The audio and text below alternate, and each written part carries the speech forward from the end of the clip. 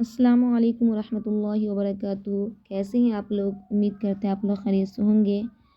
آج سے انشاءاللہ ہم اسی چینل پر آسان صرف پڑھائیں گے۔ دیکھیے، کسی بھی زبان کو سیکھنے کے لیے اس کے قواعد اور اس کے گرامر کا جاننا بہت ہی ضروری ہے۔ اسی طرح عربی زبان کو سیکھنے کے لیے بھی اس کے قواعد کو جاننا یعنی نحو صرف کو پڑھنا بہت ہی ضروری ہے۔ اگر آپ چاہتے ہیں کہ آپ کو اچھا عربی بولنا آ جائے، اچھا لکھنے آ جائے، اچھا پڑھنے آ جائے، تو اس کے لیے آپ کو نحو صرف پڑھنا بہت ہی ضروری ہے۔ لہٰذا اس لیے آج سے ہم اسی چینل پر آسان صرف کا پہلا حصہ پڑھائیں گے۔ اگر آپ کو بھی پڑھنا ہے تو آپ میرے چینل پر آ کر پڑھ سکتے ہیں، اور زیادہ سے زیادہ شیئر بھی کریں تاکہ جو بچے یا بچیاں پڑھنا چاہتی ہو اس ویڈیو سے وہ بھی فائدہ اٹھا سکے۔ تو چلیے ہم سبق کو شروع کرتے ہیں۔ بسم اللہ الرحمن الرحیم۔ رب یسر ولا تعسر وتمم بالخیر وبک نستعین یا فتاح رب زدنی علما رب زدنی علما رب زدنی علما۔ علم صرف، علم صرف کہتے ہیں کس کو؟ تو یاد رکھیے، صرف کا معنی ہے الٹنا پلٹنا، اور اس میں ایک کلمہ کو لے لیجیے تو وہ ہر وقت الٹتی پلٹتی رہتی ہیں۔ جیسے مثال کے طور پر فعلا، فعل فعلا فعلوا فعلت فعلتا فعلنا فعلتا فعلتما فعلتم فعلتی فعلتما فعلتن فعلتو فعلنا۔ تو یہ بار بار ایک ہی لفظ بار بار الٹتی پلٹتی رہتی ہیں، اس لیے اس کو صرف کہا جاتا ہے۔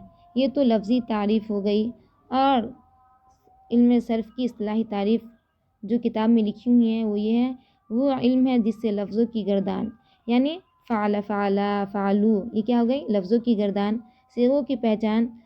جیسے کہ اگر کوئی کام کرنے والا مذکر ہے تو اس کے لیے کون سا صیغہ لائیں گے، اگر مؤنث ہے تو ان کے لیے کون سا صیغہ لائیں گے، اس کی پہچان، اور ایک صیغہ سے دوسرا صیغہ بنانے کا طریقہ معلوم ہو۔ جیسے فعلا سے فعلا، فعلا یہ واحد مذکر غائب، فعلا تثنیہ مذکر غائب، فعلو جمع مذکر غائب، اس کا بنانے کا طریقہ معلوم ہو۔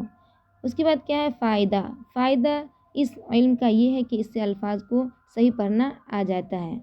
ہر ایک علم کا فائدہ ہوتا ہے، اور اس کتاب کو پڑھنے کا فائدہ یہ ہے کہ اس سے الفاظ کو صحیح پڑھنا آ جاتا ہے۔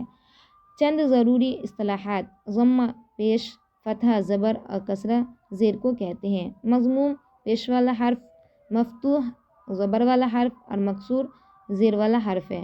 تنوین دو زبر دو زیر اور دو پیش کو کہتے ہیں۔ حرکت زبر زیر اور پیش کو کہتے ہیں۔ متحرک وہ حرف ہے جس پر کوئی حرکت ہو، یعنی جس پر کوئی زبر زیر پیش ہو اس کو کہیں گے متحرک، اور زبر زیر پیش کو کہیں گے حرکت۔ سکون اور جزم حرکت نہ ہونے کو کہتے ہیں، یعنی زبر زیر پیش نہ ہونے کو سکون اور جزم کہتے ہیں۔ ساکن وہ حرف ہے جس پہ کوئی حرکت نہ ہو، یعنی جس پہ کوئی زبر زیر پیش نہ ہو۔ تشدید ایک جنس کے دو حرفوں کو ایک لکھنا اور دو پڑھنا، جیسے ربن کی با، ربن ایک لکھا گیا اور دو مرتبہ پڑھا جاتا ہے ربن، ربن کی با۔ اور حرف مشدد کی علامت تشدید کو بھی کہتے ہیں، مشدد تشدید والا حرف جیسے ربن کی با۔ آج کے لیے بس اتنا ہی، پھر ملیں گے اگلے سبق میں، تب تک کے لیے اپنا خیال رکھیے گا، اور اگر آپ میرے چینل پر نئے ہیں تو میرے چینل کو سبسکرائب کر دیجیے گا تاکہ ہر نئی ویڈیو کی نوٹیفیکیشن سب سے پہلے آپ تک پہنچے۔ تب تک کے لیے اللہ حافظ۔